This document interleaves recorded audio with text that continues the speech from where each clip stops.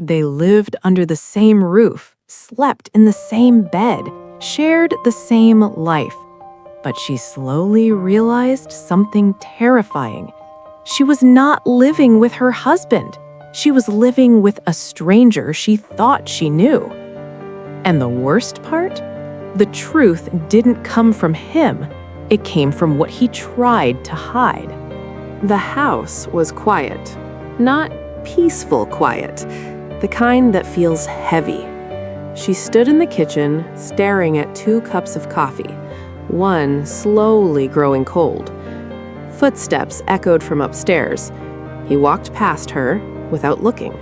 No good morning, no smile. Just presence without connection. They lived together, but it felt like living alone. It wasn't always like this. There was a time when this house felt alive. Laughter echoed through every room. Not forced, not rare, but constant, effortless. They would stay up late, talking about everything and nothing. Dreams that felt so close. Plans that stretched years ahead. Futures they were building together. She used to fall asleep in his arms, feeling safe, chosen, loved. And he used to look at her like losing her was never an option. But somewhere along the way, something shifted. Not all at once, not loudly, just slowly. The late-night conversations disappeared first, replaced by silence and the soft glow of phone screens in the dark. The laughter faded next. Moments that once felt special became routine, predictable, empty.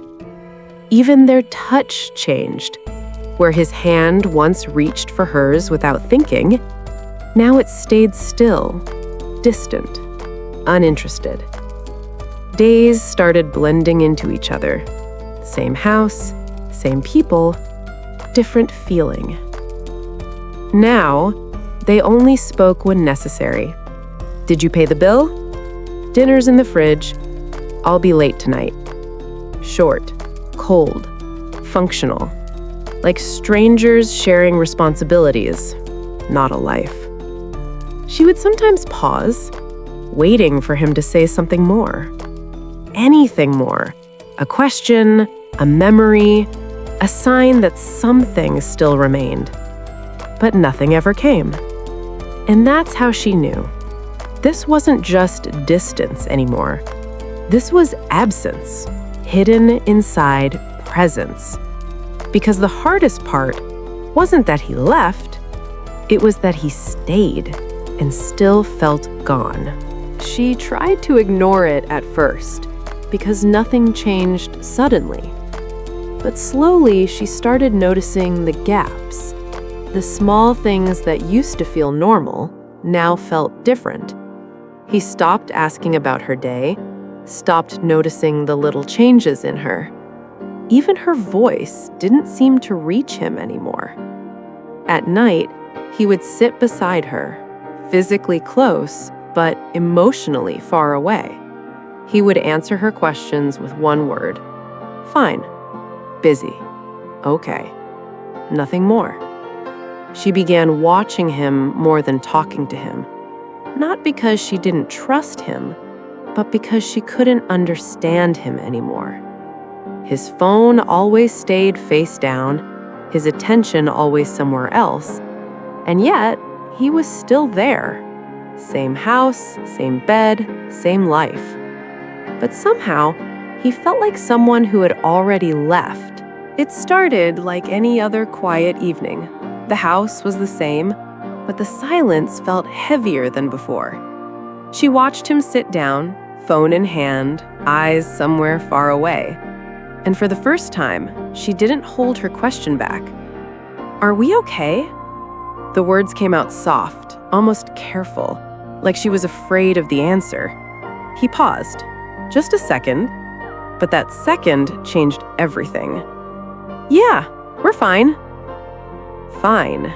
That one word didn't calm her. It didn't fix anything.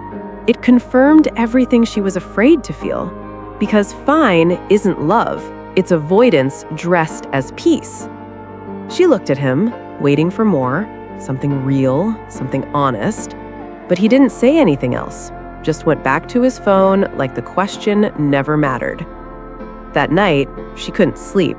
She lay beside him, staring at the ceiling, feeling something quietly break inside her.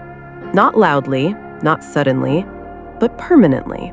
Because in that moment, she realized they were no longer avoiding problems, they were avoiding each other. The night felt different. Not loud, not dramatic, just heavier than usual. The house was quiet, but it wasn't peace anymore. It was tension, waiting to break. She sat alone in the living room for a long time, watching the hallway, listening for footsteps that meant nothing now. Then he left his phone on the table, just for a moment. A mistake or fate. She didn't move at first. Her mind told her not to, but her heart was already tired of not knowing. Slowly, she reached for it. Her fingers trembled as she unlocked the screen. For a second, everything felt normal, until it didn't. Messages. Not one, not harmless, not accidental. A whole conversation, a whole different life hidden behind silence. Names she didn't recognize, words she had never heard him say, plans she was never part of. And then, a photo. Her breath stopped. A smile she knew, but not from her world. A life she was never in. The phone slipped slightly in her hand, but she didn't drop it because something inside her had gone still. Not broken loudly, but collapsed quietly. She sat there, staring at the screen, reading things she wished she could unsee. Every message felt like a door closing. Every word a version of him she never met. And suddenly, years of confusion made sense. The distance, the silence, the fine. It wasn't absence, it was replacement. Her eyes filled, but she didn't cry yet. Not because she wasn't hurt, but because the pain hadn't fully reached her body yet. It was still sinking in. Slow, deep, irreversible. She placed the phone back on the table, carefully, like it was no longer just a device, but the end of something she once called love. And for the first time, she understood something terrifying. Sometimes the truth doesn't destroy you loudly, it just quietly removes everything you thought was real. The house felt different that morning, not because anything had changed, but because she had.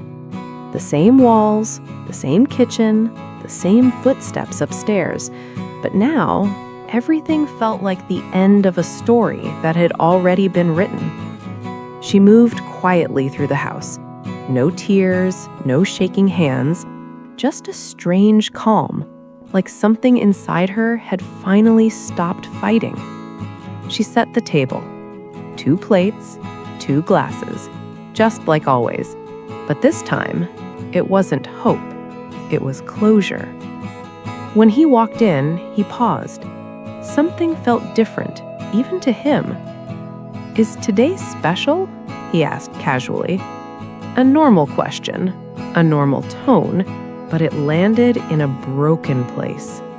She looked at him, not angry, not begging, not confused, just clear. For the first time in a long time, she was clear. "Yes," she said softly. A pause. "I'm finally leaving." Silence. Not loud silence, the kind that swallows sound completely. He looked at her, like he was trying to find the moment things went wrong. But the truth was simple. It hadn't happened suddenly. It had been leaving, slowly, for years. She didn't wait for his response. She didn't argue, didn't explain, didn't ask questions because she already had all the answers. She picked up her bag, slowly, carefully, like she wasn't running away, but walking out of something that no longer existed. At the door, she stopped, just for a second, not to look back, but to finally accept it. Then she spoke one last time, her voice calm but final.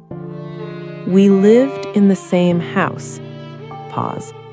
"But I've been alone for years." She opened the door, cold air rushed in, and she walked out. No dramatic exit, no music, no turning back, just silence becoming distance. Inside the house, he didn't move. Everything looked the same, but for the first time, he felt it. The absence, the real one. Because some people don't leave loudly. They leave so quietly that you only notice when it's too late. She stood at the door, holding her bag tightly. For a moment, everything behind her went silent. Not because nothing was there, but because everything finally made sense. He looked at her, confused, almost lost, like he still didn't understand what was ending. She took one slow breath and said the words that broke everything. "I didn't leave because I found out the truth. I left because I stopped needing it." Silence hit the room. Not loud, but heavy enough to crush everything unspoken. She stepped closer to the door, then stopped one last time. Not to look back, but to make it final. "You didn't lose me today," she whispered. "You lost me the day I stopped feeling like I mattered." And then she left. No anger, no tears, no turning back. Just a woman walking out who had already left emotionally years ago. Inside the house, nothing changed, but everything was over. Because sometimes love doesn't end with betrayal. It ends when someone finally stops waiting. This story made you feel something? Doesn't scroll away. Subscribe to Hidden Tear for more emotional stories that stay with you long after the end. Because sometimes the deepest tears are the ones no one sees. Turn on notifications. You never know when the next story will break your heart again.